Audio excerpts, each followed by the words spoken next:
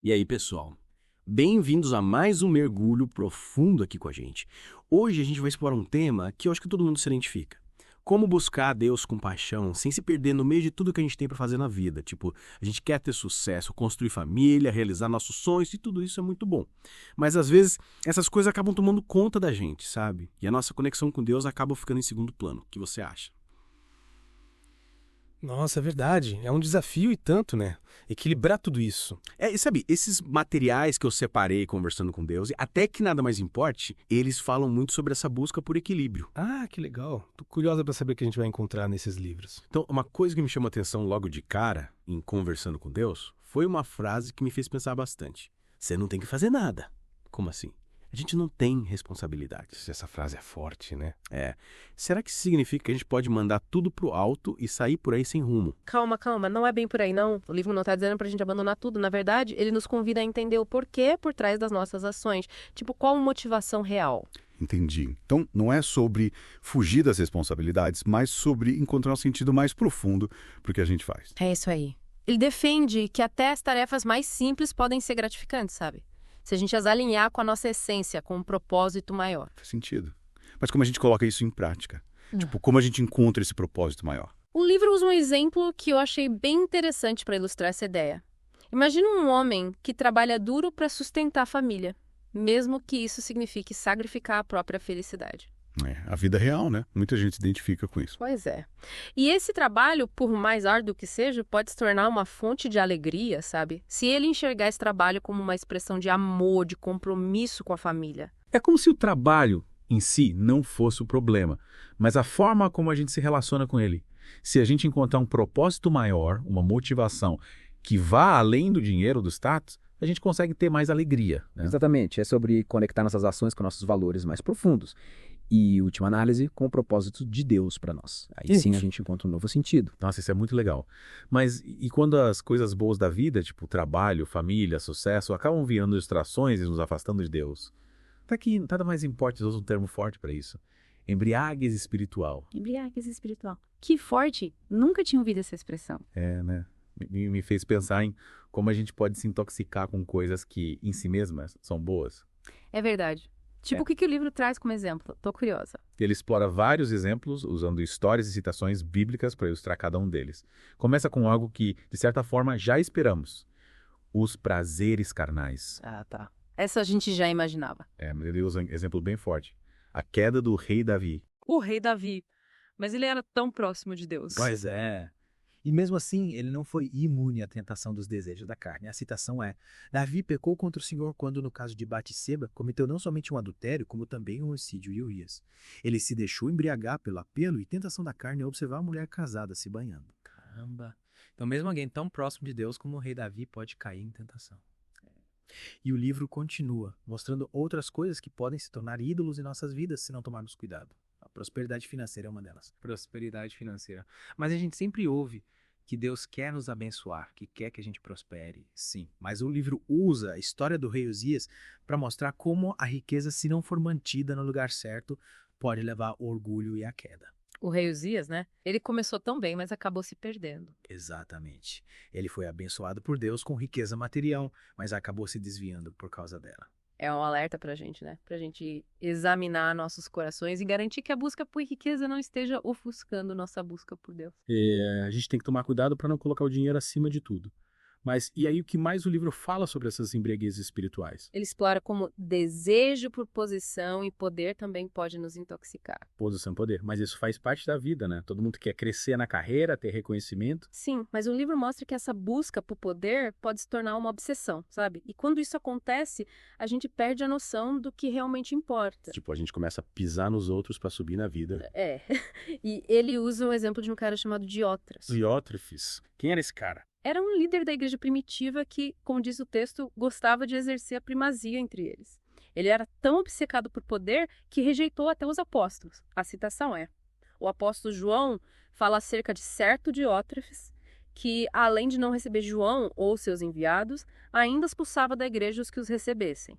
E a razão dessa atitude era uma só: tratava-se de alguém que gostava de exercer a primazia entre eles. Nossa, que absurdo. Rejeitar os apóstolos por causa de poder. Parece que o ego infla e a gente perde a noção do que realmente importa. Ele ansiava tanto por destaque e poder que isso acabou se sobrepondo ao seu compromisso com os verdadeiros mensageiros de Deus. Que loucura. É como se essas coisas virassem um vício, mesmo dentro de um contexto religioso. De fato. É. E sabe que o livro vai além. Ele chega a dizer que até o ministério e o serviço a Deus podem ser uma forma de embriaguez espiritual. Peraí, até servir a Deus pode ser uma distração. Como assim? O livro usa o exemplo da igreja de Éfeso. Eles não tinham parado de trabalhar para Deus, mas tinham perdido o primeiro amor, a paixão que alimentava seu serviço. É como se estivessem cumprindo tabela, sabe? Sem amor, sem entusiasmo. Entendi. É como seguir os movimentos sem ter aquela conexão genuína do coração. Exato. E tem mais um exemplo que eu acho que vai ressoar com muitos dos nossos ouvintes. A família. Peraí, família.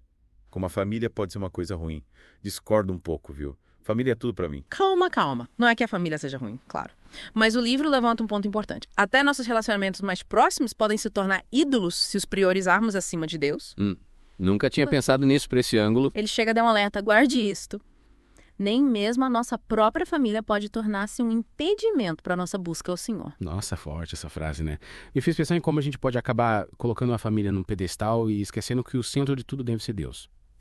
É sobre encontrar o equilíbrio, né? Amar a família, mas sem deixar que esse amor nos afaste do nosso principal objetivo.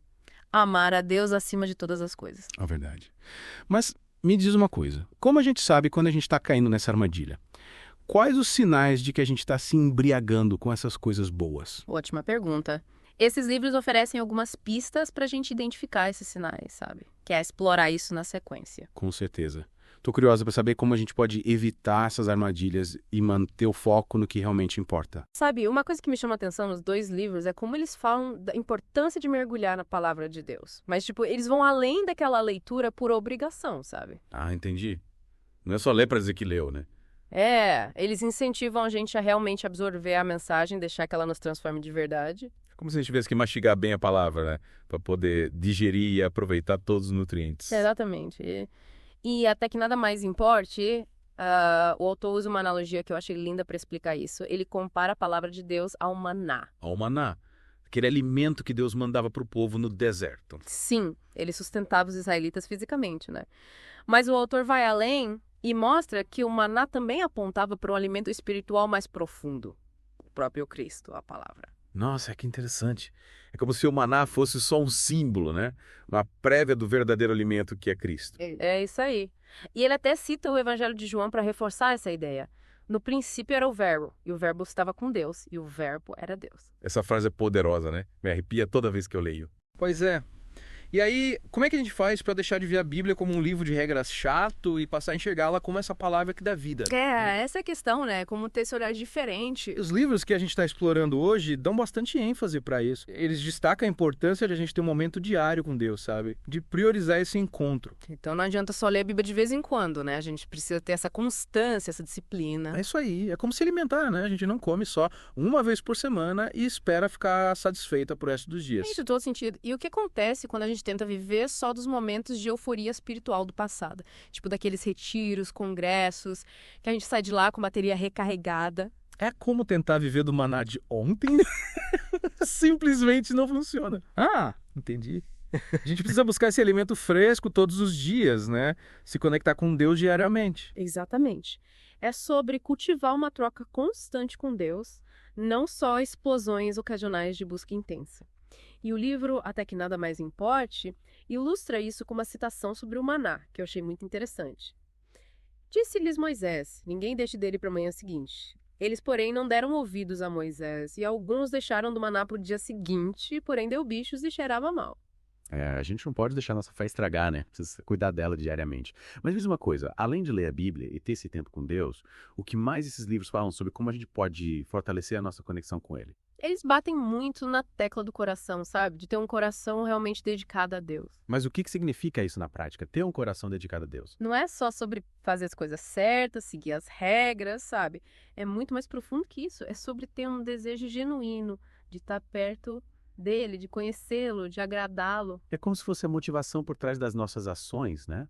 O que está no nosso coração quando a gente faz alguma coisa para Deus? É isso aí. E Até que Nada Mais Importe usa uma parábola para ilustrar isso, que é a história dos dois filhos. Ah, sim. Aquele que um filho fala que vai obedecer, mas não obedece, e o outro se recusa, mas depois se arrepende e faz o que o pai pediu. Essa mesma. A parábola mostra que a verdadeira obediência vem de dentro para fora, né? Numa mudança real no coração. Faz todo sentido. É a gente se perguntar por que eu estou fazendo isso, qual a minha intenção. É por amor a Deus ou por algum outro motivo? Exatamente. Isso nos leva de volta ao título do livro Até que Nada Mais Importe, né? O que realmente significa viver uma vida em que Deus é a prioridade máxima. O que muda na prática? Essa é a grande pergunta, né? Como é que a gente coloca Deus em primeiro lugar em um mundo tão cheio de distrações, de correria, de cobranças? Os livros não dão uma fórmula mágica, mas eles mostram que a gente precisa reorientar os nossos desejos, sabe? Alinhar as nossas vontades com a vontade de Deus. É como se a gente tivesse que calibrar a nossa bússola interna, né? Para que ela sempre aponte para o norte, que é Deus. Perfeito. E quando a gente faz isso, tudo muda. A gente encontra paz, propósito, direção, e as coisas que antes pareciam tão importantes perdem o sentido. Tipo, a gente para de correr atrás do vento, né? E passa a investir nas coisas que realmente importam. É isso aí. E aí a gente começa a experimentar a verdadeira liberdade, a alegria de viver em sintonia com Deus. Nossa, isso é muito inspirador. Mas me diz uma coisa, como a gente faz para manter essa chama acesa no dia a dia, com tanta coisa acontecendo? É fácil a gente se distrair, né? É verdade. A gente vive num mundo cheio de distrações. Mas os livros nos dão algumas dicas práticas de como lidar com isso, sabe? Quer saber quais são? Claro. Tô precisando de umas dicas para manter o foco. É verdade. A gente vive num mundo cheio de distrações, mas os livros nos dão algumas dicas práticas de como lidar com isso, sabe? Quer saber quais são? Compartilha aí.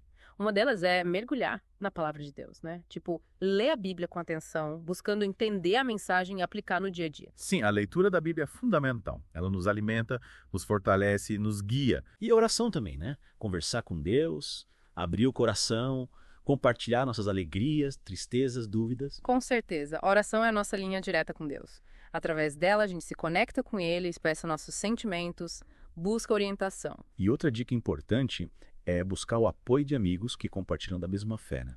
Tipo, ter um grupo de pessoas que nos incentive, nos ajude a crescer, nos mantenha na linha. É verdade. A comunidade é muito importante na nossa caminhada de fé.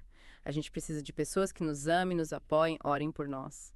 E sabe, uma coisa que eu tenho aprendido é a importância de reservar momentos de silêncio e solitude para ouvir a voz de Deus, sabe? Tipo, desligar o celular, TV, o computador e se conectar com ele num lugar tranquilo. Tá, isso é essencial. No meio da correria do dia a dia, a gente precisa parar, respirar fundo e silenciar os ruídos externos para poder ouvir a voz de Deus falando dentro da gente. E como é que a gente faz isso na prática? Tipo, o que a gente faz nesses momentos de silêncio e solitude? Cada pessoa tem a sua forma de se conectar com Deus, né? Algumas pessoas gostam de meditar, outras preferem orar, outras gostam de ler a Bíblia em silêncio. O importante é encontrar o que funciona para você e fazer disso um hábito. E nesses momentos a gente pode aproveitar para refletir sobre a vida, né? Tipo, fazer um balanço, ver se estamos no caminho certo, reajustar a rota assim necessário. Exatamente. É um momento para a gente se autoavaliar, ver o que precisa ser mudado, pedir perdão pelos erros e renovar as nossas forças para continuar a caminhada. E sabe, uma coisa que me ajuda muito nesses momentos é a gratidão. Parar para agradecer por tudo de bom que Deus tem feito na minha vida, mesmo nas pequenas coisas. A gratidão é um antídoto poderoso contra o desânimo, a tristeza, a negatividade. Quando a gente foca nas bênçãos, o nosso coração se enche de alegria e esperança. É verdade. A gratidão nos faz enxergar a vida com outros olhos, né? A gente passa a valorizar mais o que realmente importa e a reclamar menos das coisas que não temos. E a gente abre espaço para que Deus haja em nossas vidas de forma ainda mais poderosa, sabe? Quando a gente demonstra gratidão, a gente reconhece a soberania dele, a sua bondade, o seu amor. E essa confiança em Deus é fundamental, né? Saber que Ele está no controle, que Ele cuida da gente, que Ele tem um plano perfeito para nossa vida. Com certeza. Essa confiança que nos dá paz em meio às tempestades, que nos sustenta nos momentos difíceis, que nos impulsiona a seguir em frente mesmo quando tudo parece perdido. Nossa, essa conversa tem sido muito enriquecedora. Obrigada por compartilhar sua sabedoria, seus insights comigo e com os nossos ouvintes. Imagina, eu que agradeço pela oportunidade de conversar com você e de mergulhar nesse tema tão profundo e importante. E você, querido ouvinte, o que achou dessa conversa? Esperamos que tenha te inspirado a buscar um relacionamento mais profundo com Deus, a reavaliar suas prioridades e a viver uma vida com mais propósito e significado. Lembre-se, Deus te ama incondicionalmente e deseja ter um relacionamento íntimo com você. Ele quer te guiar, te proteger, te abençoar, mas a escolha é sua. Cabe a você decidir se vai abrir o seu coração para Ele e permitir que Ele faça parte da sua história. E com essa mensagem de esperança, encerramos o nosso mergulho profundo de hoje. Que Deus abençoe a sua vida e até a próxima.